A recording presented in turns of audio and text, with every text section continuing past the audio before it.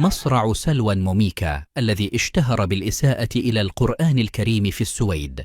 أعلنت الشرطة السويدية اليوم الخميس عن مقتل اللاجئ العراقي سلوى موميكا الذي عرف بتطاوله على المقدسات الإسلامية وإحراقه لنسخ من المصحف الشريف في السويد. وقتل موميكا في حادثة إطلاق نار وقعت داخل شقته بمدينة سودرتاليا قرب العاصمة ستوكهولم.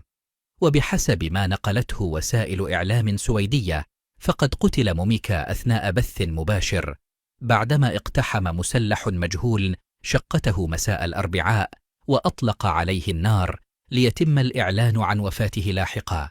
وكان موميكا قد أثار موجات غضب واسعة في العالم الإسلامي خلال الأعوام الماضية عقب إقدامه على حرق المصحف الشريف بحماية الشرطة السويدية، مما أدى إلى احتجاجات عارمة ضد سياسات السويد في التعامل مع الإساءات المتكررة للمقدسات الإسلامية.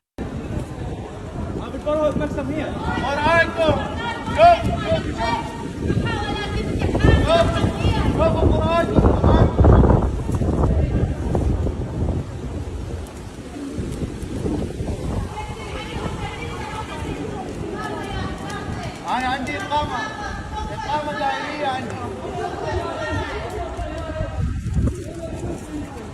أنا راح أكون سبب في ترحيلكم من السويد.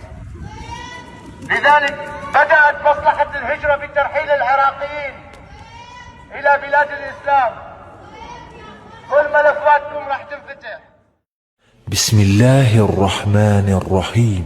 إنا كفيناك المستهزئين الذين يجعلون مع الله إلها آخر فسوف يعلمون.